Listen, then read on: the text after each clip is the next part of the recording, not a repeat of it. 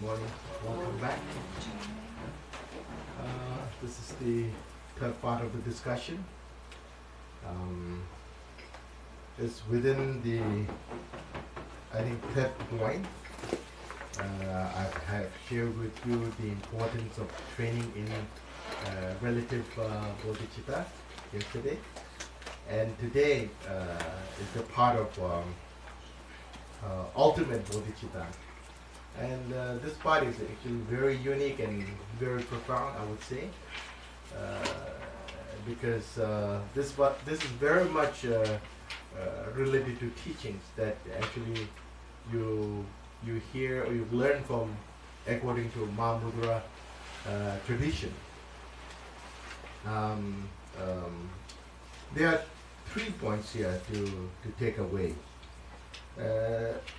The first and the most important point is to recognize the 4 kayas within. And the second point is, to hold the right view.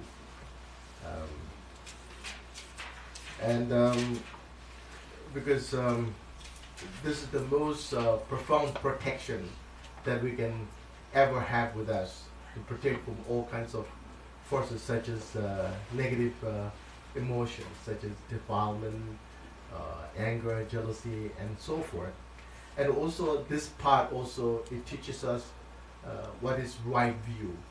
So in fact, it's in this 2 verses, there's so much information that is, you can learn, and it contains so much of information. So as we can actually have a look on the slides.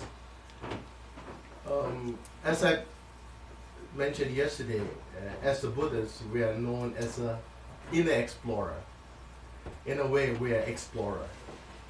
And in order to find Buddha, if you try to look Buddha somewhere else, you will never find Buddha. Maybe this is the reason why we are still here. So Buddha has to be found within. So that's what we are learning here. And we learned that yesterday that whatever we see externally is simply projected by our confused mind or defiled mind. And it's simply the mind. And when you start to look for a mind itself, we cannot find any entity or mind. Yet, it is not just empty, like empty space, which has the quality of knowing, understanding. We call it luminous. Now, how we find this 4 kaya within?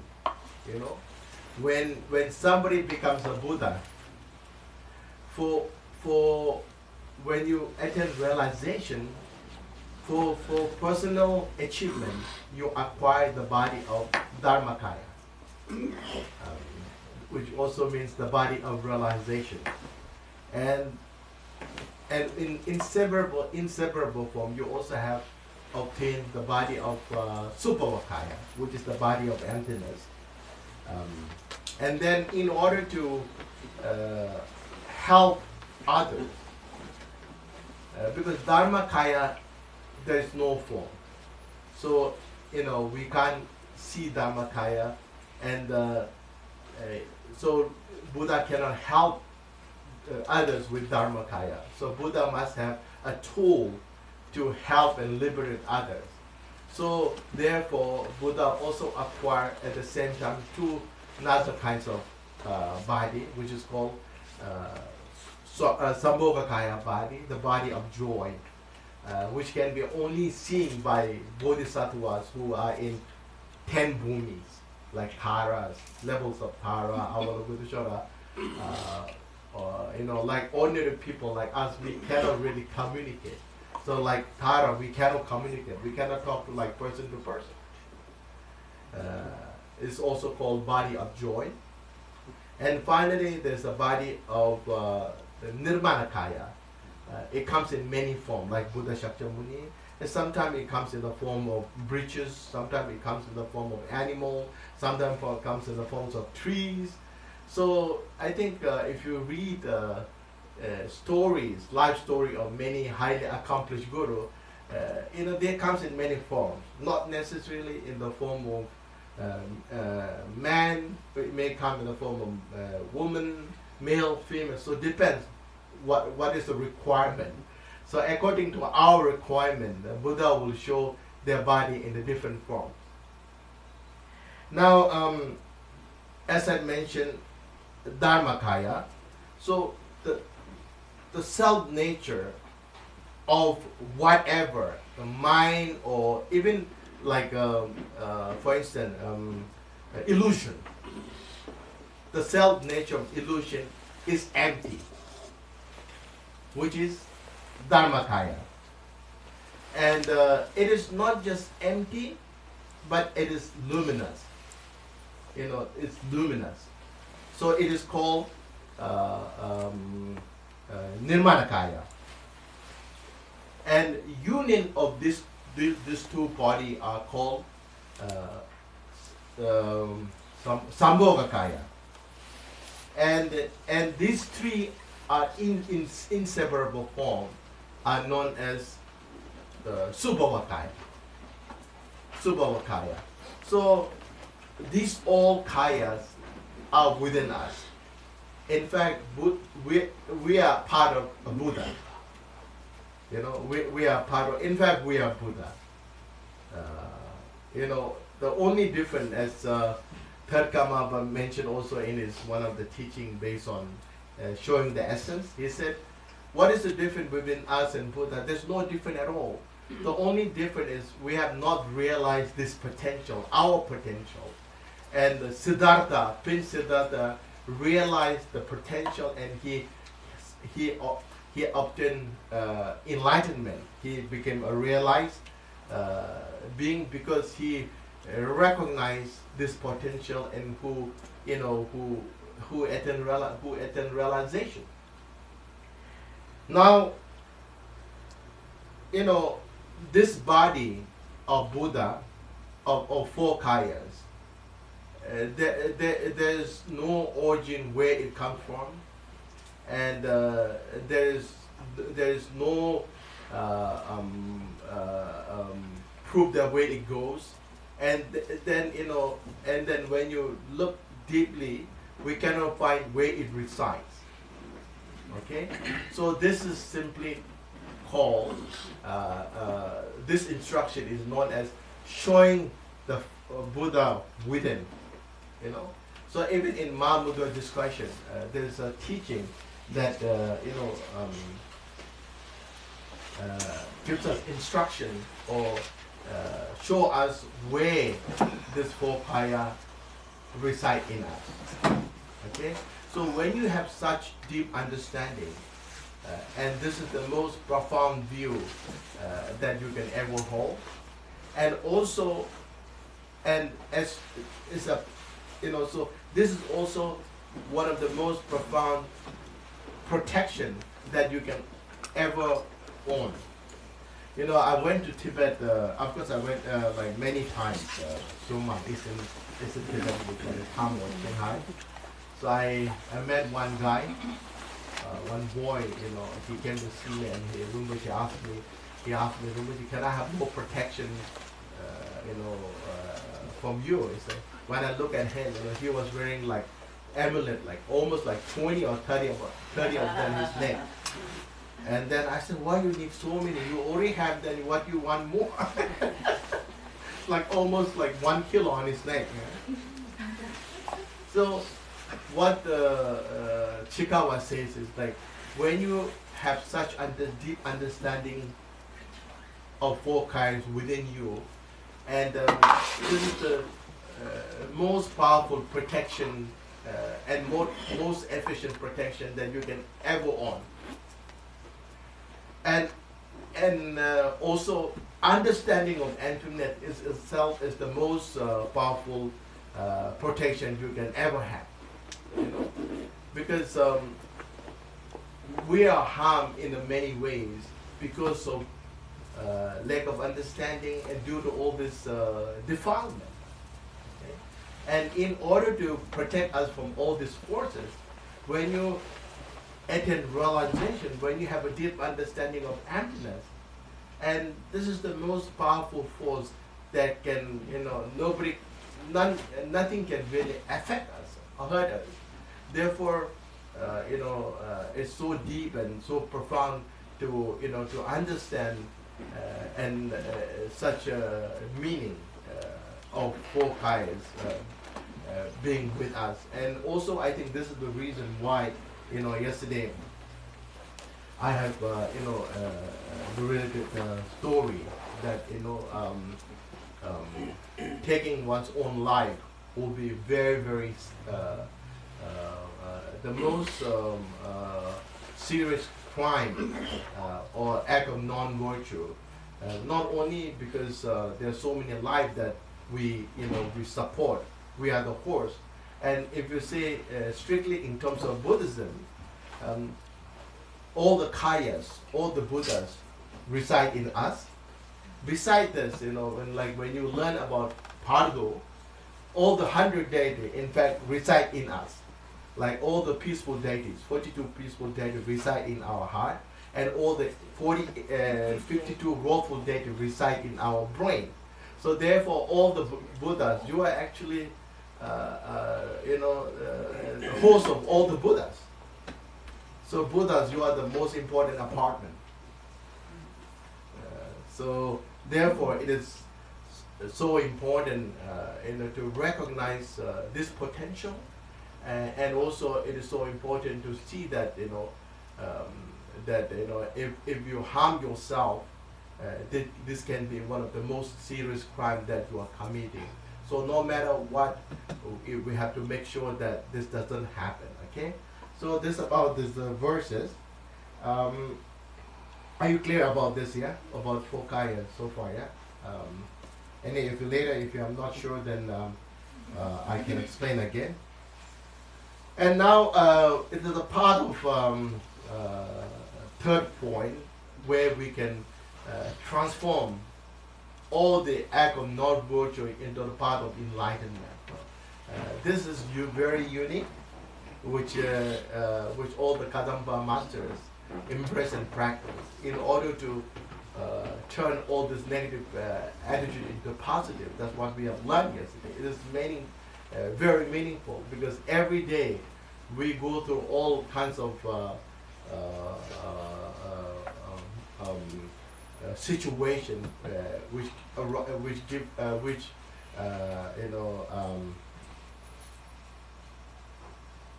which increases somehow it it becomes the basis of all our emotion, anger, jealousy, all the defilements, and then when you apply such technique as what all the Kadamba masters practice, we can even transform all the negative attitude into positive, which become the fuel to enhance the knowledge of Buddha and Bodhisattva. So this is very, very important.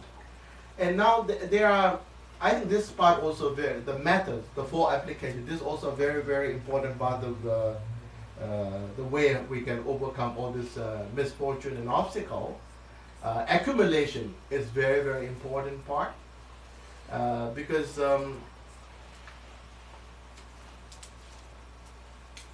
when we lack accumulation, the failure that we face every day, and as I mentioned yesterday, in order to become a Buddha, one also has to accumulate merit of store, and to be as an ordinary being, to be happy, healthy, prosperous, successful, accumulation plays a very, very important part of role.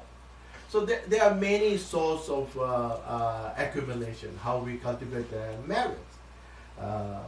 We offer fruits, lights, water to Buddhas. We build school, we build mandalas. We recite mantras. These are all part of source of accumulation. Okay, However, what is most important is that one should always have a pure intention. You know, whatever we do, that what really counts. It's not about the number, the amount, but what you do from your heart. And this is the reason why Atisha is the first one who promote to offer 7 bowls of water in Tibet. You know, when he was invited to Tibet, because Tibet was in great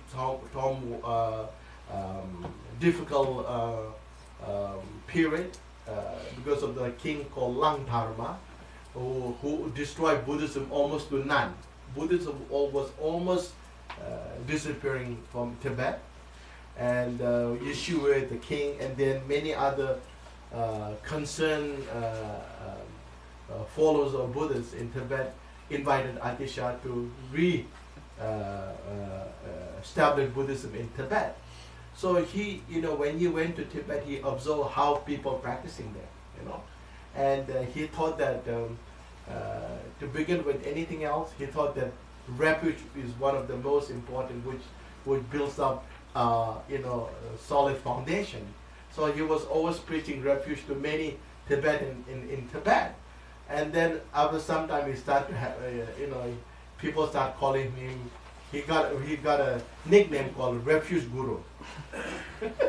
His name is Refuge Guru because he was always preaching. I think this is what is also happening everywhere, because people like to listen all the high teaching without proper foundation and hoping to achieve something from profound teaching. But then instead, you end up with more confusion and more suffering. So this is not the solution, and it's not the way forward. The way forward is we should build a basic foundation, and on that, if you receive profound teaching, which will help you to increase your Dharma knowledge, and eventually bring realization. So as I mentioned earlier, Atisha was in Tibet. He was observing how people practice. And as you know, in Tibet, people like to offer butter, which is the most precious food in Tibet, Butter, so people offer butter lamb. And then when he was observing, he found many people tend to have a certain degree of attachment. Of course, butter is so expensive, so rare. So when you offer lamb, oh my gosh, it's something bit uneasiness inside their heart. And then I think this is what happens with us also every day. Like when you go to grocery store, you find all the expensive food, and you want to offer. Oh, you start counting. It's so expensive. It's going to cost me a lot. So I should buy it. I shouldn't buy it. Then you start to, okay. Then today I will buy and offer to Buddha. Tomorrow I will eat it for my breakfast. So then Atita thought that, okay, maybe this is not the way forward. But I'm not discouraging. You should make offers. The better, the more expensive, better. So Atisha thought, okay, maybe there's another way, better way.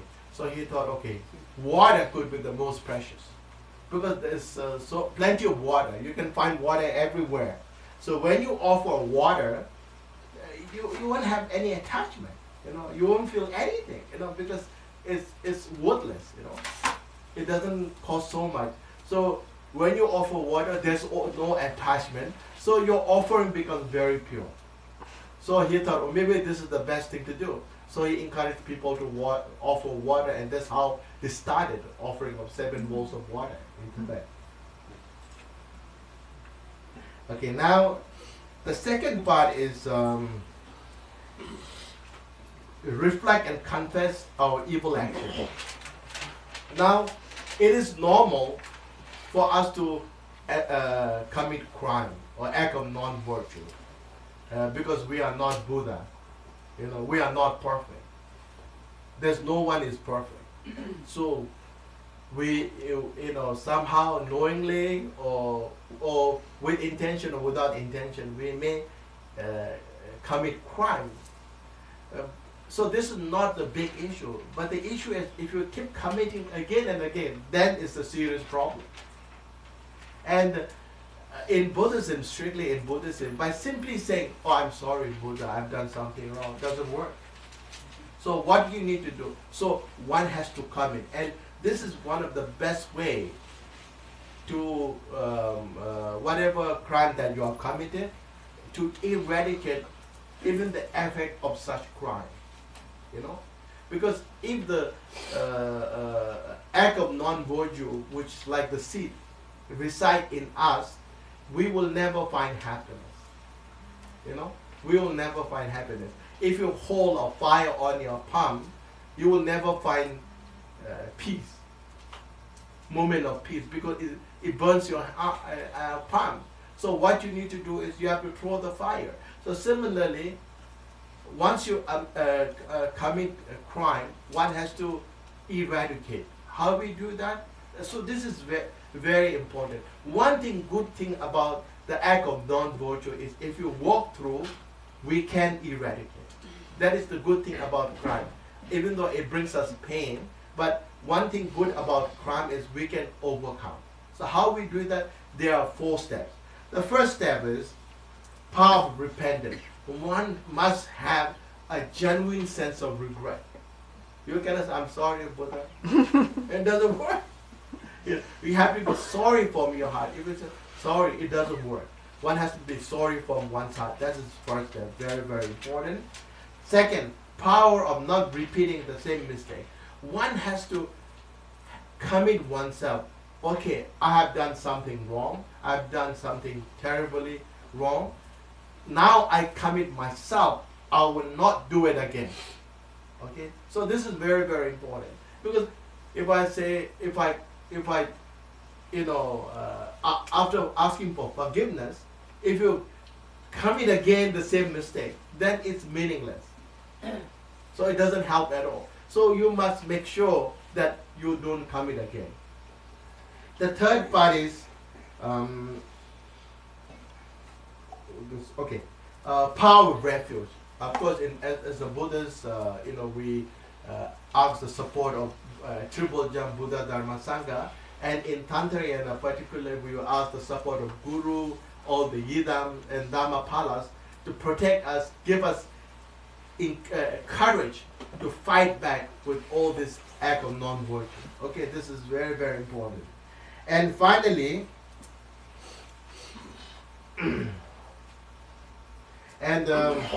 apply the 6 remedies. You can have a look at on the slides. Practice of emptiness also helps. Making or painting of Buddha's images also have recitation of mantras. So there are many ways where you can actually reduce the ill effect of our act. So when you apply these 4 skills in our practice, no matter what of a crime that we have committed due to our lack of understanding, or due to our ignorance or negative emotion, we can overcome if you apply these techniques. So these are very, very important. Okay. Now, offering to this also part of the 4 application. Offer karma to worldly gods and demons sounds a bit funny. There are 2 kinds of offering. One is to Buddhas, and other is to like worldly gods, a spirit. Maybe still spirits could be better word. Okay. So what we normally do is, like a great practitioner, how they see things are different from us. Like for instance, they think that when they are in pain, they feel that, okay, I should be in pain, I deserve this pain because I've done something wrong. But if you say to these ordinary people, they will be so frightened, they will run away, what this guy is talking about, we are here, we are trying to overcome pain, then you are appreciating pain, So what we could at least think when you make such offering, even like we do, even many people do, like after 4, after prayers of protector, then they add some, we call it sun. This is mainly giving gift to all the worldly gods and the spirits, make them happy, and we simply think, okay, you take my gift, I offer this gift to you, but make sure that you don't disturb me. If you can't think anything else, so this is the way we should think. So that's what we do. We call Torma offering. And finally, offer Torma to Daka Japanese and protector every night, because so they are known as the night door. So all the protectors supposed to be active at night. So after 4, we recite Makala prayers and we make offering. So basically, what we are saying to them is we are communicating with them through our heart that I want to make this offering to you. So make sure that whatever I do, I should be free from obstacle, and may all the favorable conditions that I am able to acquire, and may all the unfavorable conditions where I'm able to overcome. So that's what you are saying, basically, to all these Dharma protectors. Okay, so far it's clear, yeah. So utilization of practice in daily life. So basically there are 2 parts. So what is important here is, as we have learned, one has to be always alert and mindful, because we never know when the problem, when the obstacle, when the hurdle will come to us. We have to be prepared all the time. We have to be always alert to overcome, to protect yourself from all this poison. And the moment when this poison, that negative emotion, such as negative emotion, arises, then immediately one should apply the technique from all the Kadampa master. Immediately recognize the problem, and then secondly bring the remedy of such problem. Like for instance, if suddenly your attachment grows, immediately you recognize, oh, there's such problem with me, such issue with me, so I need to address. So one has to immediately apply the way how we actually overcome attachment. So attachment is one of the most difficult things that you can give up. It is easy to give up things that externally, but it is more difficult to give up something in you, due to our strong habitual tendency. So it is not a thing that you can give overnight. Persistent determination, perseverance plays very, very important role in order to fight with such issue. So it's a process that may take time. So one has to, like olden days, it is very extreme, I know, or I heard, I read from some of the sutra during the Buddha's time, when the monks or nuns who have a very strong desire, they are taught how to practice skeleton, how to visualize our body. So they were asked, like, there's a small wound on your forehead, and the wound grows, bigger and bigger, covers the whole face and suddenly the whole body, and your body gets rotten, and all the maggot start eating of your body, and it looks so disgusting, So of course it doesn't make sense when you think like, it makes sound, what an idea. But someone who is very serious start to practice every day and become so disgusted with their body, and they start to hate their body. And there are many stories, monks who practice similar technique actually give up their life. They kill themselves, monks and nuns. It becomes so extreme. Then Buddha said, no, that is wrong. That is wrong, because it's a serious crime taking your own life is a serious crime. So this such practice was discouraged. But then one has to see what kind of practice is more suitable, more effective, you know.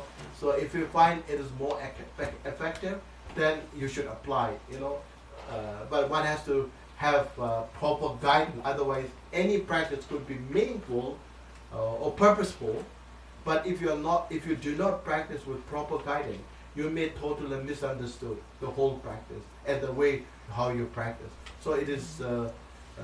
So I will say, little knowledge is dangerous. Yeah. Because the problem today, on one hand, it is so we are very lucky because we are in the technology age, so we can find everything. I said you just Google it. You know, sometimes when I cannot find the pictures of Buddha, I will just Google it. I find Buddha. But on the other hand, it becomes a problem. There is so much information that feed up with so much information, and without proper guidance, this information becomes your nightmare. You know, I see a lot of students, many beginners, they start to practice so many high, deep, profound meditation by simply reading from the website, and then then after they go cuckoo, so it becomes a problem. So it's not the right way, even though information is there. So proper guidance is so important and essential. I think that's the way forward. Okay. So now coming to the two last discussion. I was trying best to complete this time, but I don't think I can really finish this time. But anyway, hopefully I will come next time and I will share with you again. Yeah. Anyway, I will leave this slide with Lama here, and you can just keep reading, if you like. And also, I have a book downstairs, about 7 points of mind training, if you are interested. So now, I think this is very, very profound and meaningful. There are two parts: utilization of practice, how we practice in our whole life. There's so much of information I mentioned earlier, and if you want to practice everything, I think you have to come back maybe 1,000 times. So what you need to do is pick up what is necessary and essential. Because if you try to learn everything, it's impossible. Even for me, if I try to learn and observe everything, it's impossible. We may have this wish, determination, a strong determination, but our lifespan never permits us. So what is important is we need to find what is essential, can be meaningful in this life or next life. So these are the 2 points. Could be one meaningful way to practice. So I'd like to share with you this. Okay, living a life of significance. How we live a life, this life. Okay, so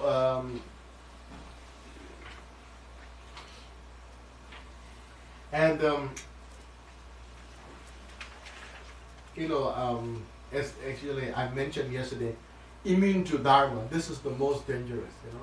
We tend to take many things for granted, and Dharma is important to overcome our suffering. Medicine is important to cure our disease.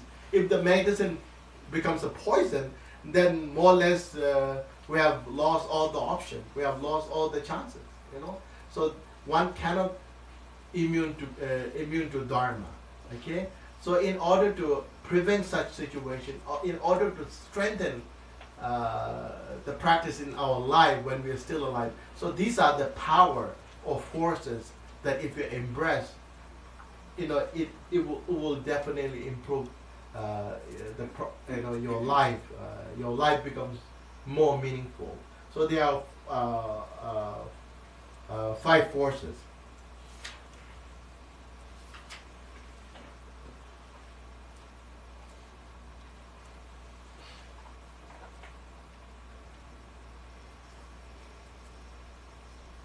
So what you are basically saying is, as we have learned yesterday, Bodhichitta is a very, very powerful tool. In order to become a Buddha, we must have a Bodhichitta. What Bodhichitta means? It means love and compassion and kindness. It was so interesting. I was one day, I was in Europe, and then and Lama, one of my friend there, he arranged a teaching based on love and compassion, and then I was just looking through some of the teaching by. I was listening to some of the YouTube by Thich Nhat Hanh, Venerable Thich Nhat Hanh, if I can remember, and he was talking about love, how to be a true lover. It may sound funny, monk to teach how to be a true lover. So basically what he said is, what is love? Love means compassionate. Love means kindness, and love also means caring.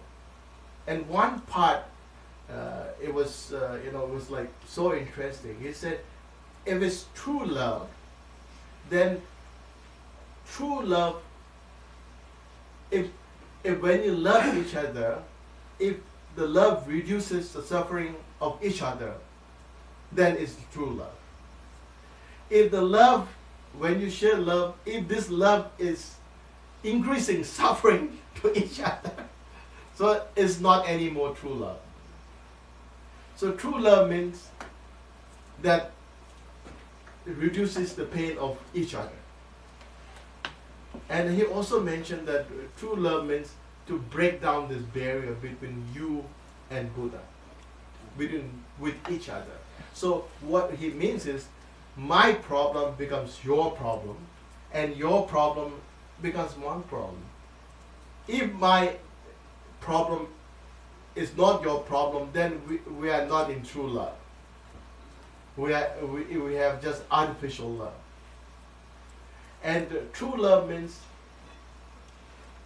which brings happiness, which reduces suffering. So this is the love that Buddha shared with us, and there's no attachment at all. Otherwise, your love is not a love; it's an attachment. Your love is not a love; it's a burden.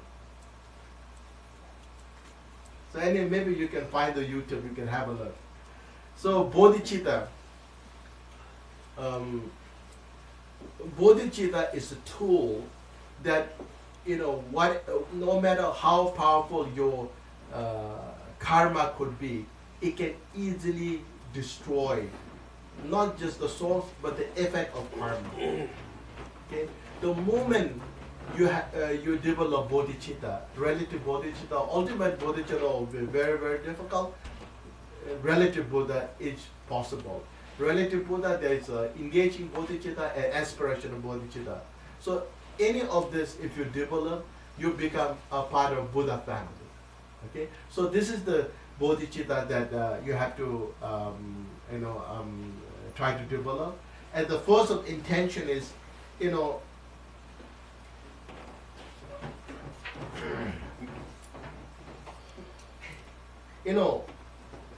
from today until I die, I will never let my bodhicitta go.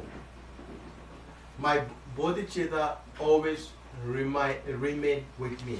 So that's what you are saying. The power of intention. So power of the force of familiarity. Okay. So you may sometime when your conduct could be act of virtue, could be act of non-virtue, could be neutral, like drinking a coffee in Starbucks.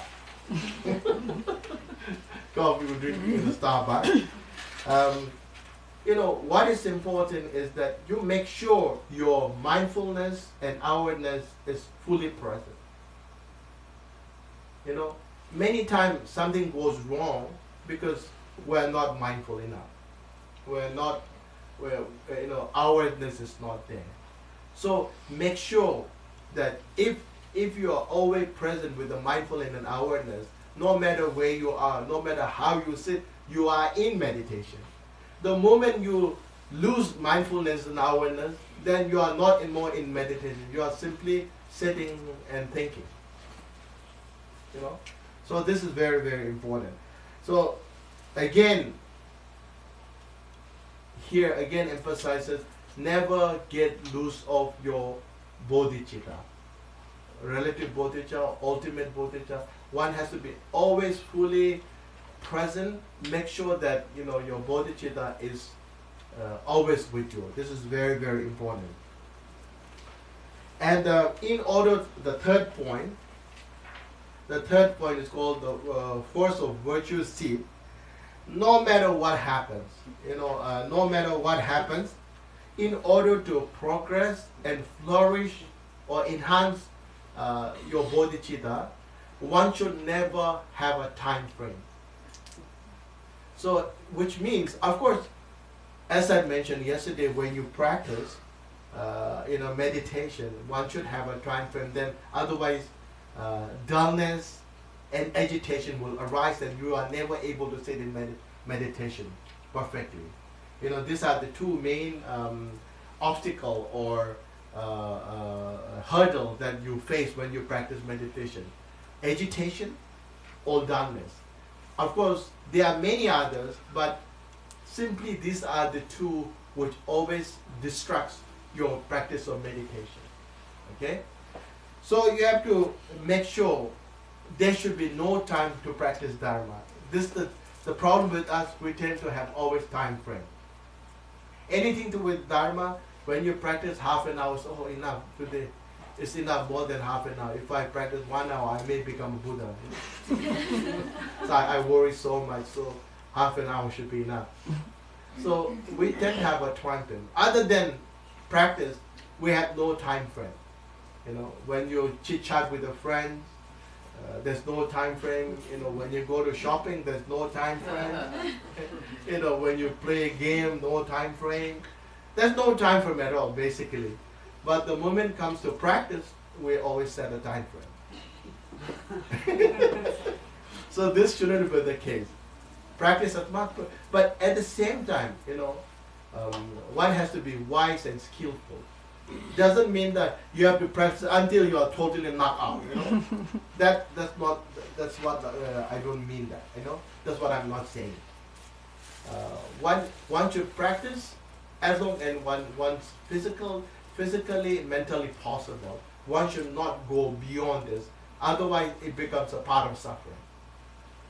I always say people, my friends, if you cannot be, you cannot practice meditation to be happy. It doesn't work. It should be the other way around. You should be happy to practice meditation. And if you want to be happy to, so you practice meditation, then it may never come to you. It may take a long, long time. So you have to just know the purpose, reason, and the benefit of practicing meditation. This will serve the purpose. Okay. Now, okay. Force of repulsion. Now, all the teaching so far, what we have discussed, the purpose and goal is to eradicate ego clinging. So whatever you have learned so far, no matter how much knowledge you have gathered through listening, readings, contemplating or meditation, the main purpose of practice is, to attack our ego clinging, to attack our attachment to self. So as long as we are attached to ourself, ego clinging, such as ego clinging, one will never see true freedom.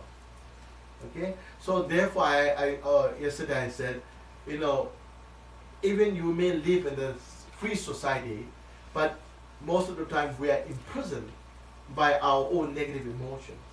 So once you are free within from such poisons, then no matter where you live, you will find happiness, you will find meaning to life. You know, I've seen in many places, like in Sikkim, you know, where we used to have a lot of workers from Nepal, and at night they just live in a very just simple, you know, hut, you know, made of bamboos, and you know, it's not luxury at all. And then one day I saw them, you know, after the work, they're so happy. You know, at night they sing, and you know, they get drunk, and they seem to be so happy, you know, even though there's nothing there for them to be happy. You know? And I've also seen people with so much money, who lives in the big houses, but you don't see them smiling often. So it's not about where you live, how you live. It's about what you have inside, you know. And if you are free within, I think it doesn't matter where you live. But if you are not free within, no matter where you live, you will never find a true happiness. You know, and the problem comes from our ego clinging. So it's rightly said by Shantideva.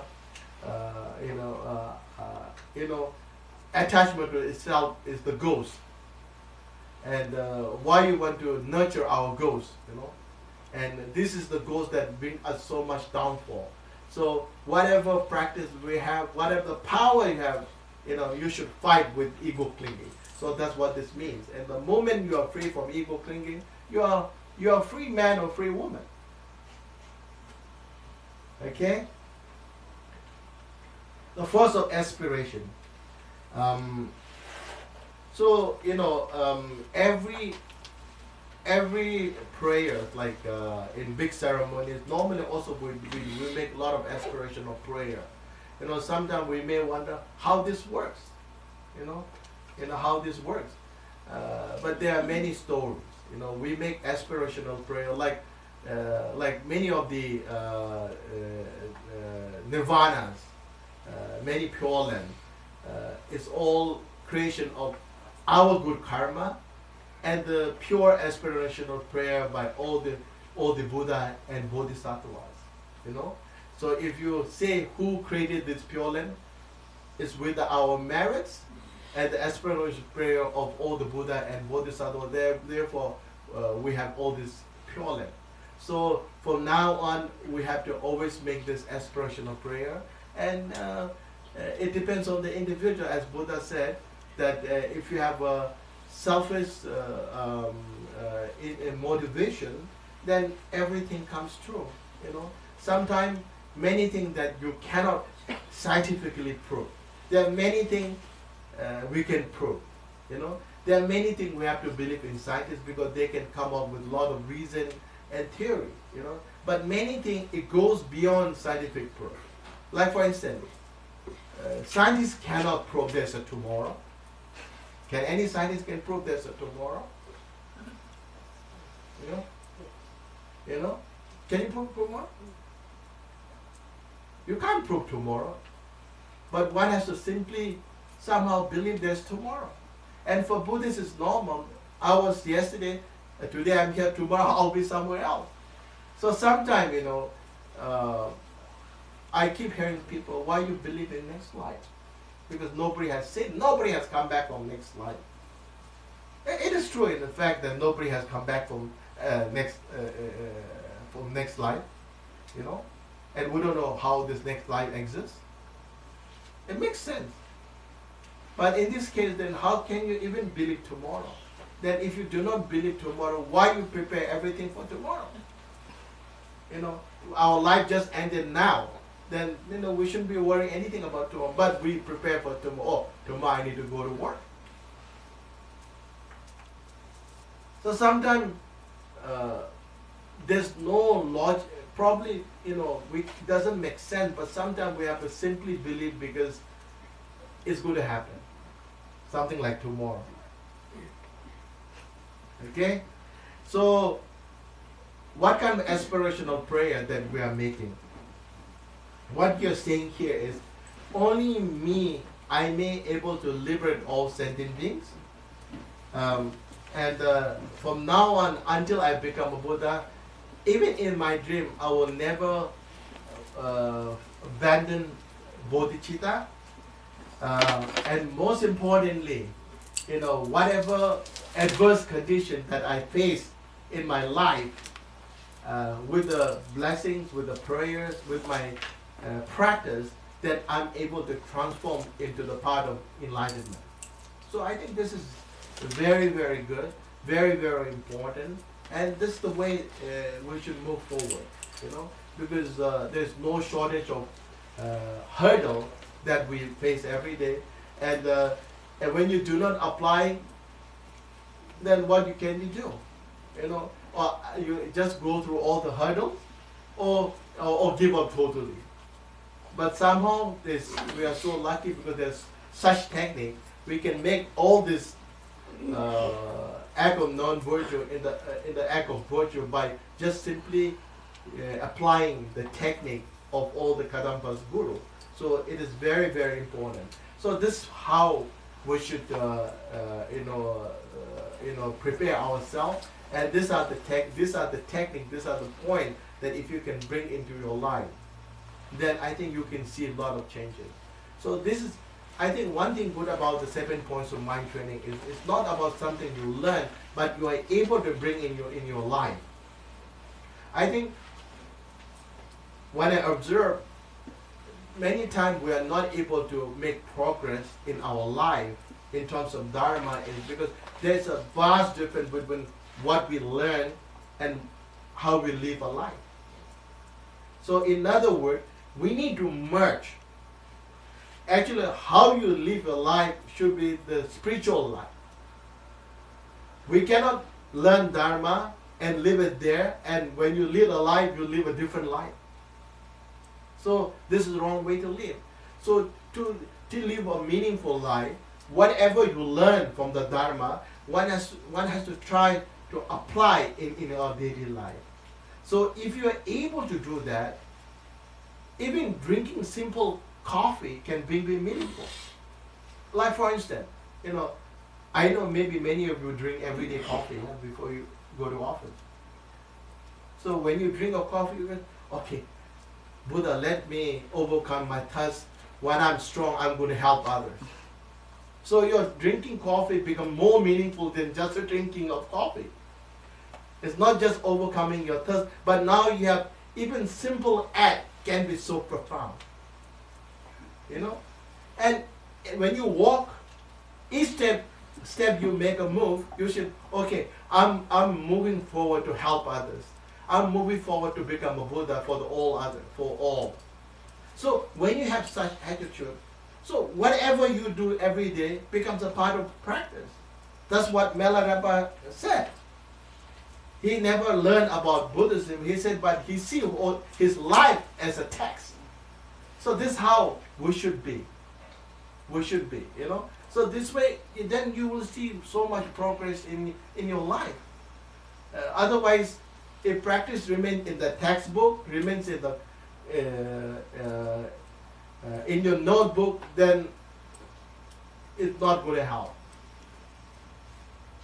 Okay, so I think this is something you can think about. Okay, so now parting with grace.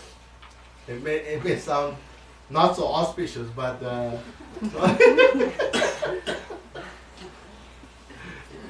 but actually, every day we are dying. Every day we are a different person. There's nothing new, Like for instance, this year, I may come to Toronto and swim somewhere in the river, and I may come next year or 2 years later or next year, and I swim in the same river, and I will say, oh, last year when I came to Toronto, I've swum in this river, but actually the river I've swum is already gone. It's not there. Just the continuity, the river that I've swum is already gone. So, which means that every day we are different. So that means every day we are a new person. Every day we are new beginning. And also, personally, when I learn about impermanence, it really helped me in such a way that when I face difficulties, I can easily smoothen my pain or my hurdle by looking simply, as a way of life. Like for instance, what Buddhists generally say is rebirth is the beginning of death. Gathering is the beginning of parting. Whatever that goes up has to come down. So this is a part of life. So when you accept this logic and theory, I think one can easily accept the pain that you have to endure in your life, and one can be elevated from the pain. I think this is a meaningful of looking our life from the different perspective. So now, how to parting with grace.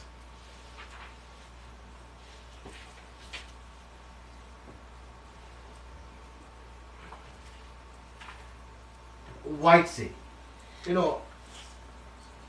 is so important, like it's not something new. Everybody keeps will. I know a lot of people like to keep a will, because it's not something inauspicious, but it's something can happen to anybody, So what this says here is like one has to, do everything when you're still alive. For instance, like wealth, your belonging, you should just write down if something happens to me or something happens to someone, what should be done. So when you're alive, when you share your belonging, and it's more powerful, more meaning. Because once you die, somebody will do it for you, even if you don't like it. Even if we don't like it, somebody will do it for you. And when this happens, then according to Pardo teaching, you become more angry. Because without my permission, you are doing something, so it distracts your path. As I mentioned yesterday, there are two things that affects beings in Pardo, the consciousness. One thing, attachment. Another thing is the anger.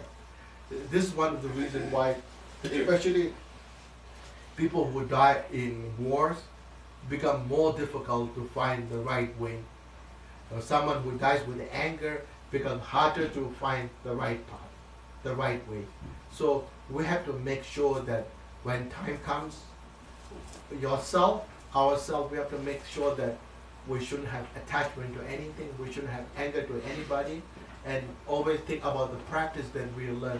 And this is the time that we need the most. This is the time, whatever practice that we have gone through, we need to recall and try to go through the teaching that we have observed. This is very, very important. Okay, this is called the force of white sea. Has a good name here. Force of aspiration. So, according to this text, you dedicate whatever merit that you have cultivated to make sure that your bodhicitta always remains with you. Okay, and you pray so that next life, wherever we are going to born, I will meet with the guru who teaches bodhicitta, and finally, ask for the blessings of all the Buddha and Bodhisattvas, so that whatever wish that you make aspirational prayer that you offer can be fulfilled and realized in next life. So that's what it means. Force of repulsion, again it comes again. So every time we are reminded that our enemies is not somewhere else. Our enemies is within. So we are fighting within. We are fighting with our ego clinging. And this is the most powerful enemy that we face. The moment we are able to defeat ego clinging, then we have defeated all the enemies. As long as ego clinging remains, no matter enemies, wherever enemies that you defeated, you actually keep losing, because the real enemy resides within us. So we need to keep fighting within in order to defeat our ego clinging. Okay? Force of meditation.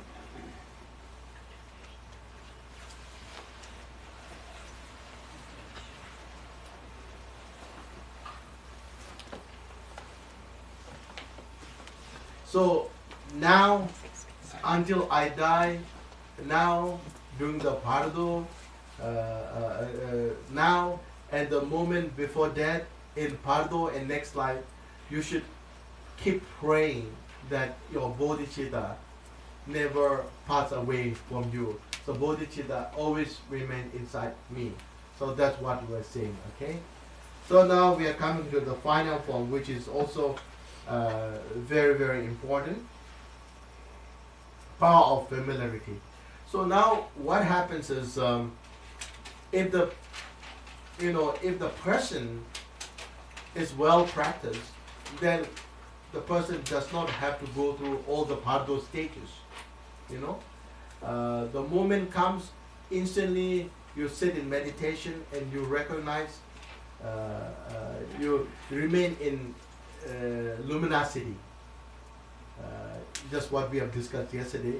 Luminosity means the quality, which has the quality of knowing. So basically what you need to do is,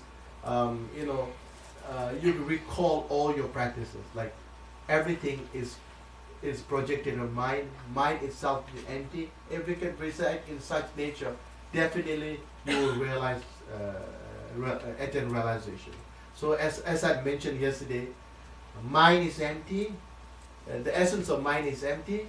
The characteristic of mind is luminous, and the appearance of the mind is manifold or spontaneous. So if you can reside in such state, then instantly you will realize luminosity and you attain realization. Then you don't have to go through the stages. Okay? So, there are many practitioners, if they are very good in Poa, the moment comes, they will know when they're going to leave. So immediately they do Poa themselves. So you don't have to go through all this trouble. When you eject your consciousness from the central channel, then you attain nirvana or you reborn in higher realms. But I think it's difficult. When the moment comes, most of us will be so frightened to inject ourselves. The moment comes, you start seeing everything, whatever thing that you have done in your life. So you're so frightened, you're so nervous. So I don't think it's very simple. Of course, your friend, family member can call, to do Poa for a dying person, or to yourself. Of course, the moment of doing Poa is like when the external breathing stops. External breathing stops. That's the time the four elements will dissolve one after another, and also at the same time there is a a red dot you receive from your mother who resides in the navel, and the white dot that from the father resides in your forehead. So during the process of dissolving four elements, these two dots come together. When it reaches the heart, it merges together, and that's the time your consciousness, you faint. And for practitioners, they're able to grab this moment and they remain in samadhi. They recognize this luminosity. so they don't have to go to Pardo. And this is the sign you see that they sit maybe 1 day, 2 days, 1 week, 1 month in meditation, you know. And also the sign you will see that, you know,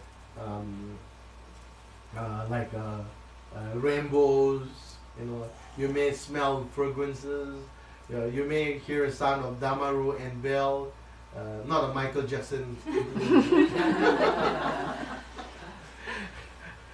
and then you know all the signs one may see, you know, that's the sign, okay. And most people will fail, and the time between the stopping of external breathing and internal breathing, they say generally 3 days, but depends on the purity of their veins. Some may take long time, some may take short time, you know. And then you know the consciousness, when the internal breathing stops, the consciousness will be injected somehow, leaves from our nine holes, you know, 9 holes. Okay, so that's what Pado says. So what you need to do is, if you know the time is there, the great practitioner, you know, they know exactly, because when you breathe, you know, every day, I think 40, like when we breathe every day, they are like unwanted breaths, and there's also wisdom breath. So most of us, when we breathe, we also, you know, use all the wisdom breath. Out of 100, I think 32 point something is the wisdom breath, rest is unwanted breath, you know. So the practitioner, good practitioner, they are able to preserve all this wisdom breath, so they are able to prolong their life, and they were able to know how many wisdom breath has remained inside us. So they were able to count exactly when they're going to die. So that's how they know, you know. And the good practitioner, they're also able to tell from which part of nose you are breathing, on the tip or low or right or left, you know. And you are able to tell what will happen, you know. So of course you sit in meditation posture. So what you need to think is, okay, if you cannot think other, you can think about your guru, you think about your yidam, think about your practice. Or else you just think, okay, mind is empty and luminous, yet spontaneous. You know. And when you sit in such state, the luminosity that you visualize, it is called sunlight luminosity, and the luminosity which is broadly present. And when these two merges together, then you attain paranirvana, attain realization, you know. But if you cannot sit, many times, you know, we are maybe sick or very, you know, we can't sit properly in a meditation posture. What you can do is then you should sleep like a Buddha, you know. Of course, different from what you see, the statues. I've seen some of the statues sitting like this, you know. Look, I don't know where it is from, but according to this text, it's not the way that you should sleep. So basically, we use our right palm, lie your right cheek on the right palm, okay, like this. Straighten your both legs and your hand, shoulder, and touch on your thigh, and you know, strengthen like this and slip, you know, and close your right nostril. Okay, so that's here. Yeah, that's how we should breathe. Because you know, like from the right nostril, all these unwanted or the karmic wind tend to flow in and out. Okay, so you close your right nostril, and from the left nostril, all the wisdom energy that flow in and out. So you leave your open your left nostril and close your right nostril and sleep like this. And then what you need to think is what I've explained earlier. Mind is empty, yet luminous and spontaneous. Oh, everything is empty, is the creation of mind. Mind is the only thing, yet is empty, luminous, and spontaneous. So if you can die like this, not so soon, okay? They say definitely this will bring you to the right place. You know? And also, like many times when you practice meditation, we tend to press this ring finger. This is the way all the negativity, all the energy that flows in and out, you know, from your what do you call ring finger? Yeah. Yeah? Ring. It's called ring finger. Yeah? Ring finger. Yeah. That's the reason why I see many marriages are not stable because the wrong finger. All the negative will flow in and out.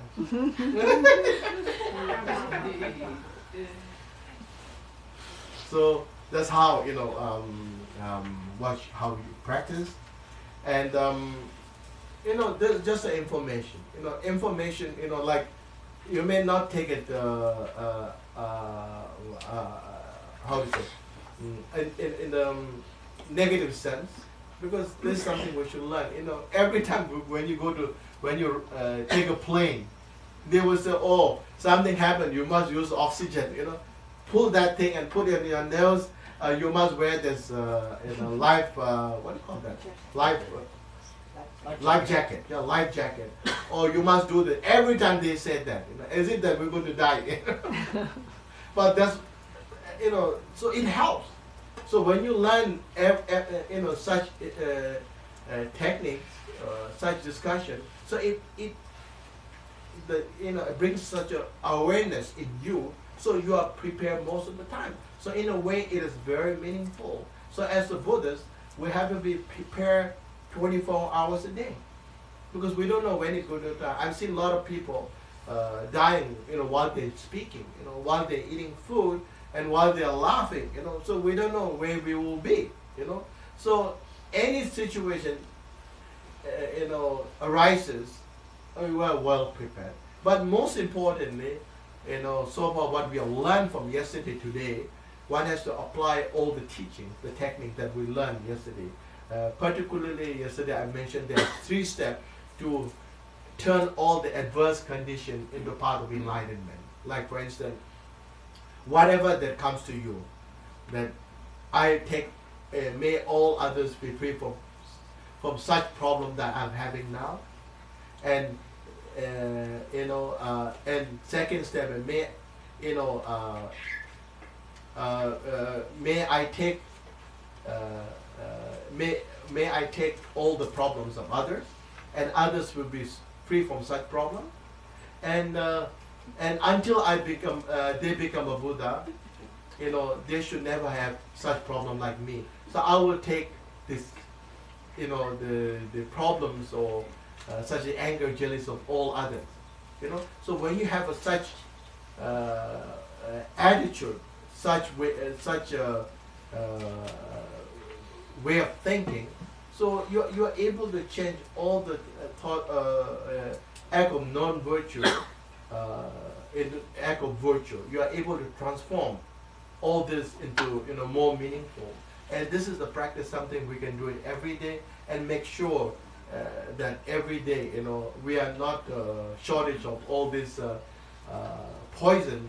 So if you can do it, then it's a meaningful way of making our life more meaningful and purposeful. Okay.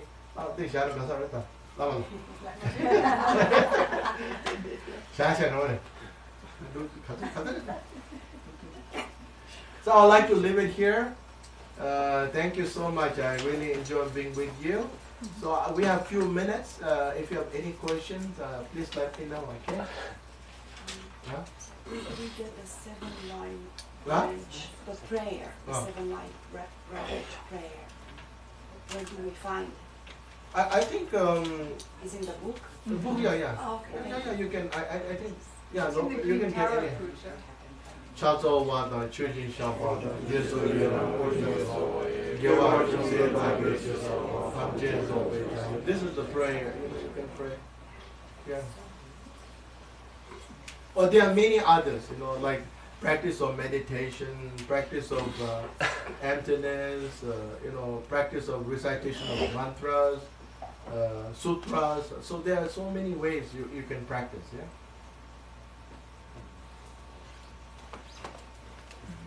How? Bodhichitta 이미 봐서 이미 그게나 한지나 한디네. 그 Bodhichitta 예. 꾼접 진대마도 건담 대마시 거라. 보디치다. 꾼접 진대마도 건담 말 Bodhichitta 꾼접 최고. 꾼접 자주지 쌤, 건담 자주지 쌤.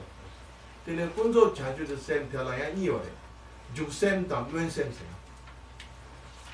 꾼접 자주지 쌤다 건담 자주지 쌤 때 꾼접들은 죽쌤 담면 쌤이야. 되는 담보도 죽면 쌤이야. 되네 죽쌤. 유선대 아니나? 라. 유선대나? 죽쌤세나 또 뭐뭐 자주지 쌤다 죽바 자주지 쌤 주로. 뭐뭐 자주지 죽바 자주지 쌤 줘야 돼. 또 뭐뭐 잡고 있다. 지단계 다지 무엇을 단단 가서 레탐보 바래디오로 레탐보 바인데 람상 자주지 쌤바 난신기 배나 루 다지 쌤진이 된도 따야다. 배나 단도 따모 루지라 상계기 그렇게 꾸샤 젠 되는 그렇게 꾸수데 따모 지마 따나로 와.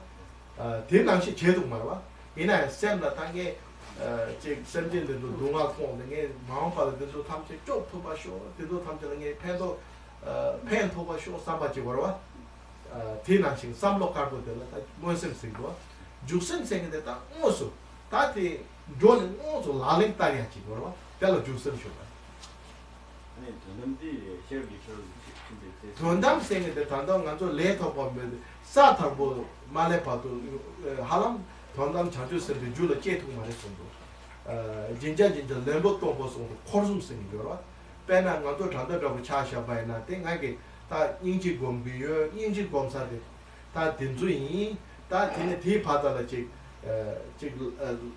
레가지고로 레가 저로 텔라 코르숨 쓰고 된주 요바이나 다 죽선 차되고 다 돈담 장도 된도 다 된주 기타지 챙이 참아 마서 마 식사도 되네 대라데 돈담 장주스 주도 난도 지단게 라 봄이 됐으면 거니 돈이 지스베 뭐네 지 장주쌤 범위야 줘라 대라 돈담 장주쌤 되네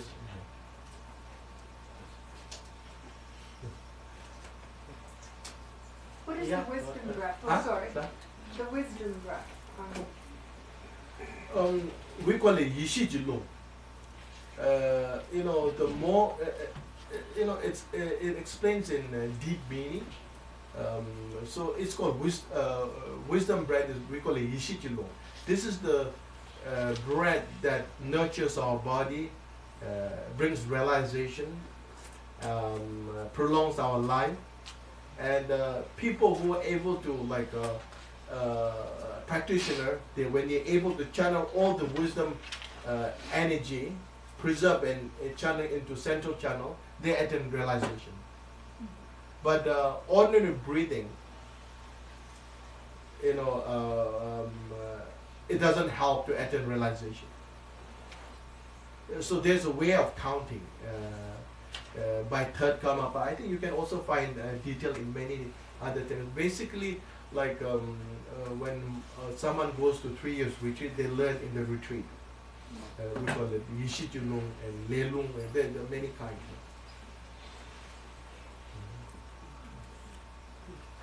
Yeah. I want to come back on projection of the mind. Like I got what you meant with like the movies, or like ice is water and stuff like this. But like for example, for I don't know, earth or house, do you mean it in the sense that it wouldn't be here if nobody had like constructed it, and then like this kind of thought for everything? Can you say it? I couldn't hear. Like for projection of the mind, they see everything as projection of the mind. Like Yeah. So actually, it's what you're seeing externally is simply the mind is the one that created everything. You know? It's like the dream. Maybe dream will be the simpler example. Like in dream, you may see houses, you may see so many things, you know. But actually, there's nothing there. There's no entity, you know. There's no such thing that's solidly present in your dream. It's simply the creation of a mind, you know. So similarly, because of our strong habitual tendency to dualism, that we tend to think everything is real externally, that exists externally. Like as yesterday, I gave an example of seeing ghosts. Your mind creates everything. Yeah? But does, Did I answer your question? Yeah, but for example, now, right, we can like touch this house, and it Yeah. is here. So how do you? So that's why I'm saying, our dualism is so strong because we have cemented this belief for so long. So until we realize emptiness, emptiness doesn't make things empty, which is empty is emptiness is the nature essence of everything. So somehow our belief has solidified things. Like I said, mentioned yesterday, like ice. Ice without water, you can't find ice. Yeah. But when the water goes through different temperature, it solidifies, and now it's like a solid, like rock, which is not anymore water. But then you can't find ice without the water. So this is how you should think. does that mean that there's no external world without an observer? Or do you mean that it's all There's no depending- external world. There's no argument in the sense that we simply believe you are here, I am here. There's no argument at all. The argument comes when you say that things exist externally and truly or inherently. This is where argument comes. So it's more like it depends on the rising. That you, But depend on it's more that like the external world arises from our thought. The thought is the one that creates everything. 어차피 군습이 되어지 군습 템바는 전업 템바라 저기 말 아니 그래서 전업 군대지 시발라 되는 게 미저 그래서 원무하라 되는 게 소수라 그럼 아니 다 전업 때문에 원하시나 아니 다 위험하지 그래. 지단에다 다양 돈담대바 지단 가지고 돈담대바자 군접대배 온도 제바이나다 덴바에 세나에다 군접대배 값 되네 대바 주고 말아. 대감이 대바 주고 말아. 돈담대바자 군접대바다 값 되네 다디 대바 주바래 돈담대배 값을 대바 주 말아해. 한테스 지금도 되기로. 근데 군접대배 값 대가라 나이다. 최감제 돈이랑 시지 개는 거라. 그것들 지금 다다 이겨져 가지고 통기도 와서 어디래 네. 데이비드에게 그래서 오무가 되는 게 그래서 네 구독도 이어가지. 네. 대공을 대시면 받다 지단계 단다 가서 통구도 나 최생의 기로로 대달라 딱지 맞게 받다 달라니 오더 자니네요. 다디 덴바레 덴바 투바레 세도 다 저자 선을 내면도 그 직바레 제 Yes. Hey, I was wondering what is happening this here. So there's something that's pulling my ear. Yes, any question? I saw cat somewhere. Right here, Huh? listen to you. Oh, yeah. Listening. Oh, it's listening. Yeah, he's listening. So tired of listening. He's heard it all. The tail is thinking. Yeah, next life you may become a Yeah. she or he. He. Yeah, become a Teacher. Buddha. There's a story. I forgot. I think it's one of the six. They were reciting the sutra, and two pigeons were listening. And next time they became very famous pandita. That's the story. I forgot.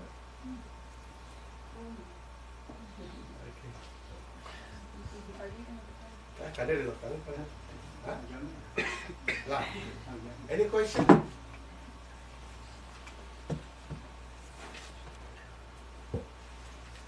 Yes. On this point of the physical being a construct of the mind, and then everybody agrees to that construct because we drive the same road and follow the similar physical properties of the external construction. My question's really, what's the technique for creating the construct that you want? Is it aspirational? Using aspirational prayers? Oh, yeah. That's a good question. Yeah. That's what constructing human all the Pure Lands, or here, or constructing what you see. Is what it? you see here. I think it's nothing to do with this. Is nothing to do with the aspirational prayer. This is simply the creation by our karmic acts. You know, our karma plays. The creation of our karma, one can say. To create external things, we don't have to make an aspirational prayer. Due to ignorance is the main culprit. Then ignorance, due to ignorance, and the things are gradually built. You know, like when you start having ego clinging, I. Once you believe in I, then you start to believe in you.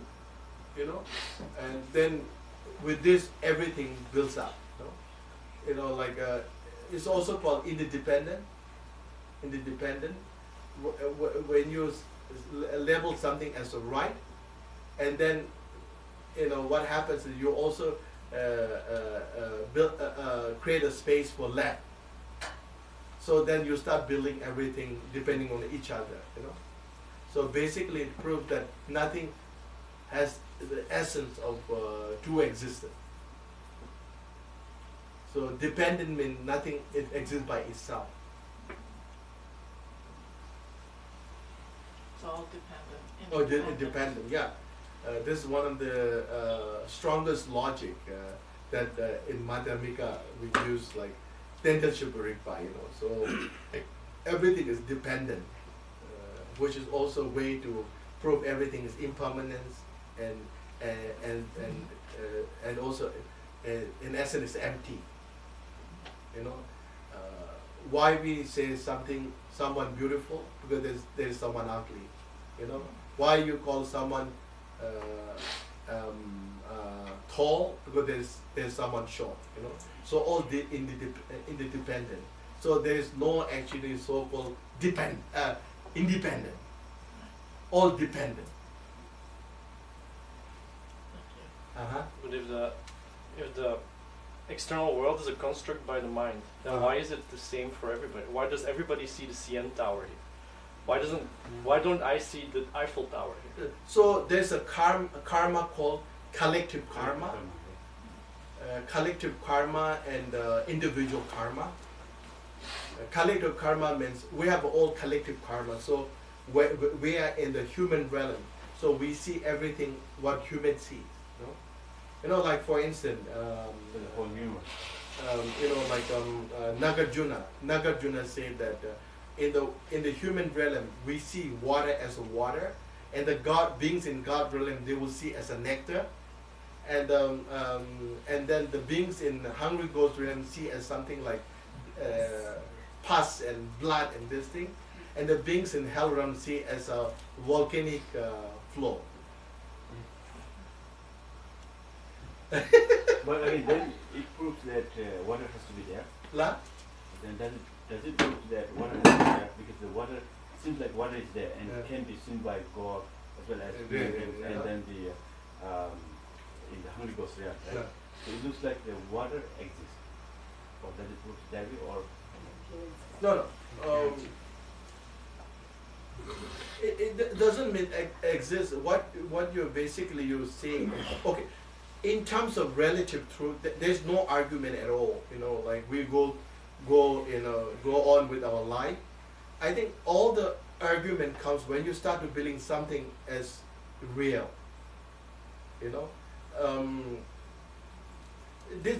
I'm giving an example like water. Yesterday I saw that during the because you had Thabak teaching, right?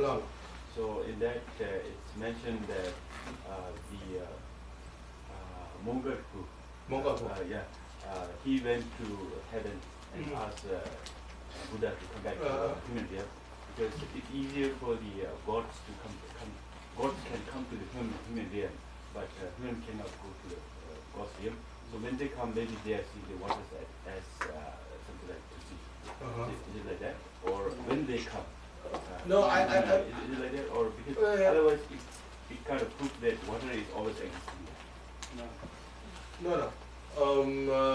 You know, according to what do you call it, Nagarjuna, probably in a God realm there's no water. They call it nectar. You know, or maybe possible when the God being comes to human realm, if they see water, they may see as a nectar, and it's also due to their build-up.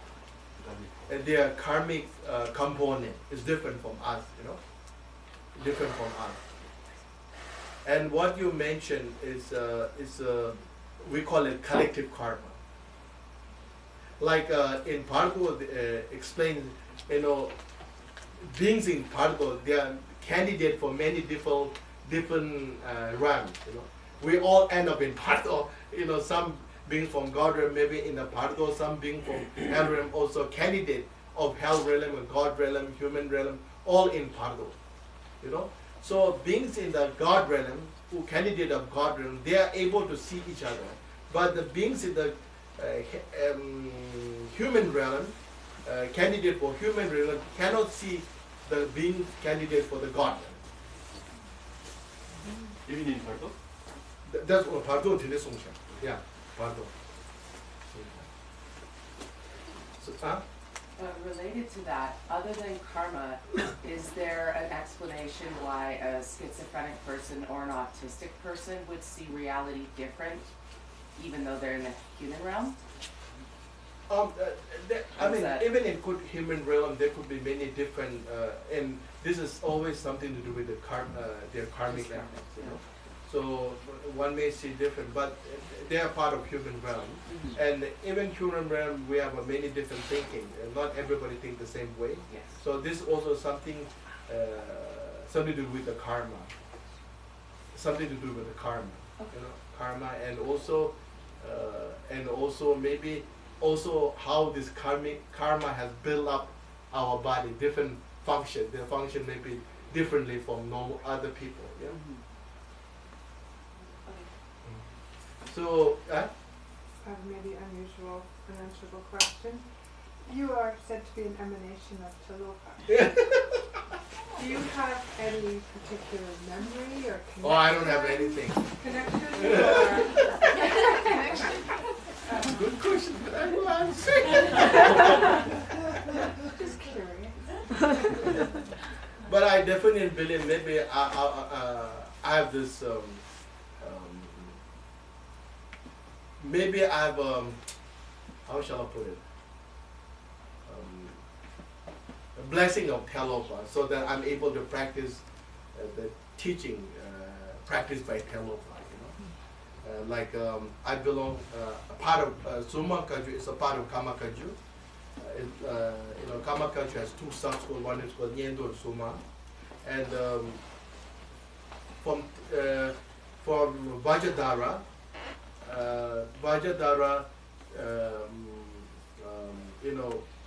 when he sit, when Vajradhara was in, when Vajradhara said in meditation, Vajradhara look who is the capable of preserving and propagating this lineage, whispering lineage, and Vajradhara found that wisdom Dakini, we call it Samayishi, was the most capable lady who could preserve this lineage.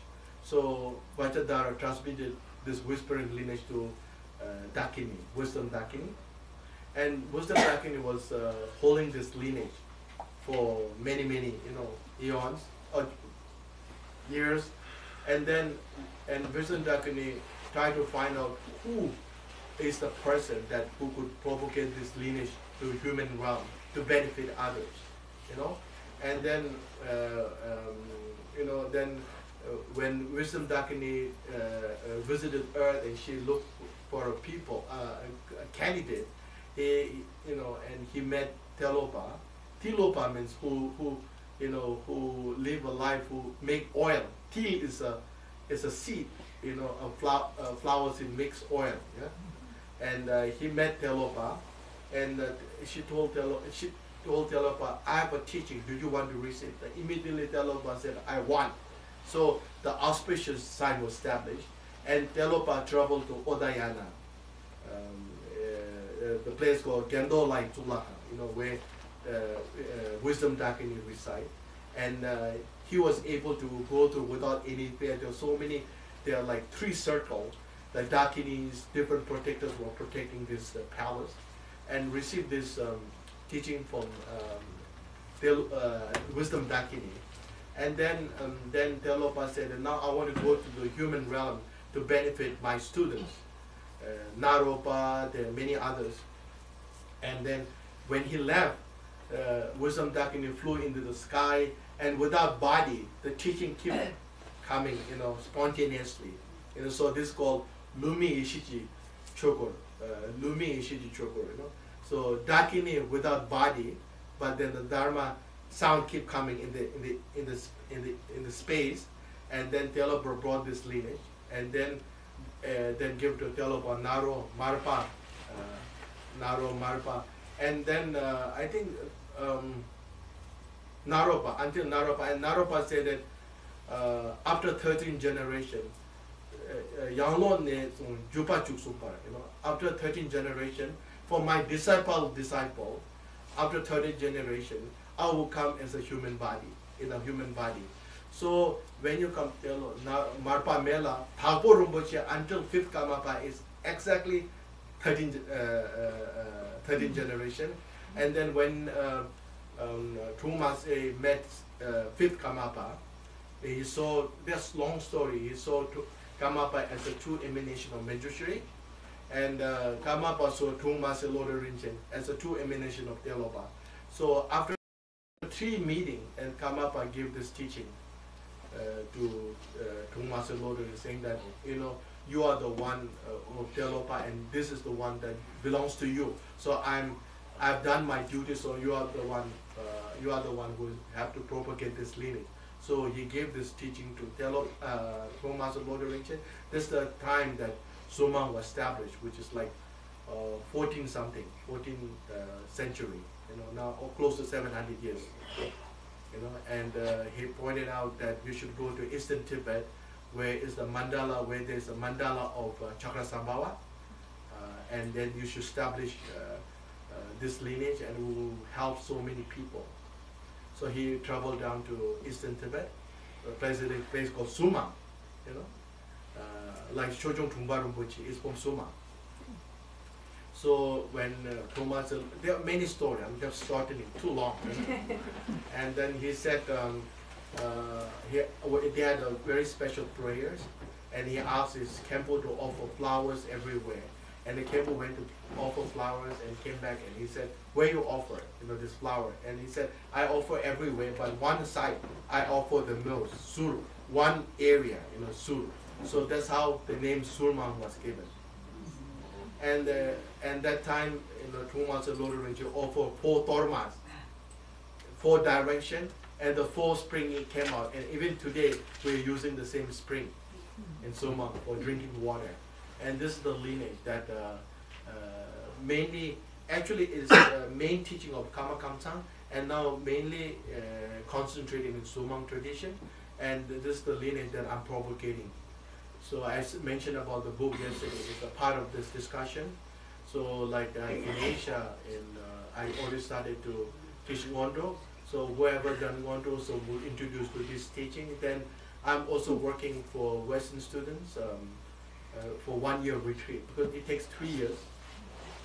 But then you can also do in 1 year, or you can do in 3 months, So this is the way. I was wondering, in what way is your lineage different in practice or in teachings from other Kagyu? Of course, Mahamudra is the same. Our main practice is Chakra Sambhava, And then we have this called Sawa Ishi. Sawa Ishi is an inner Vajrayogini sitting something like this. You know, I saw somebody. Yeah, Sawa Ishi. And then we call it Yapka. And Yumka is called Sawa Ishi. And Kaje is the four Amakala. So a bit different. And basically we practice Nyenju whispering lineage.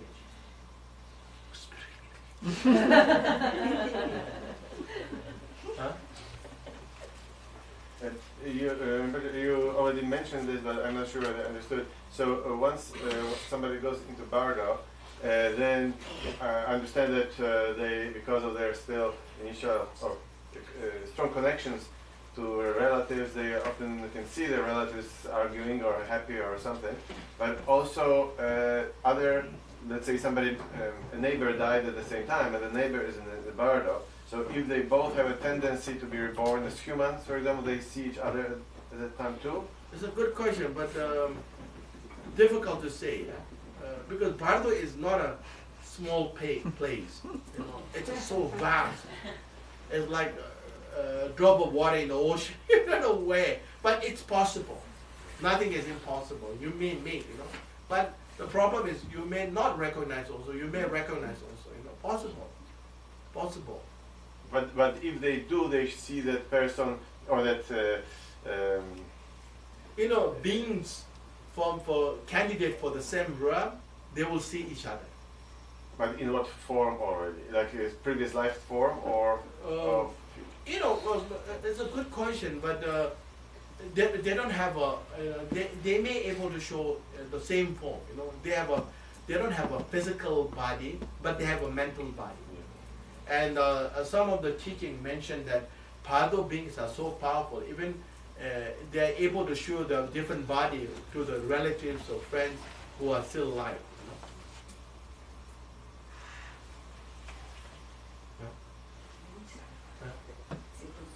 La? Kandi? La?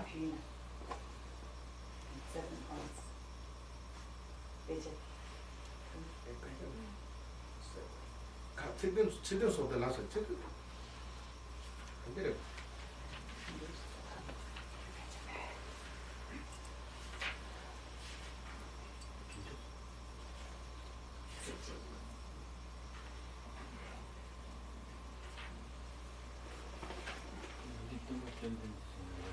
라? 라?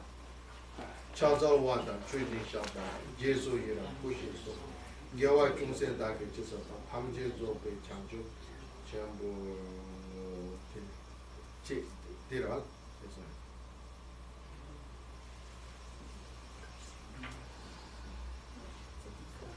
你谈的听对，我告诉你。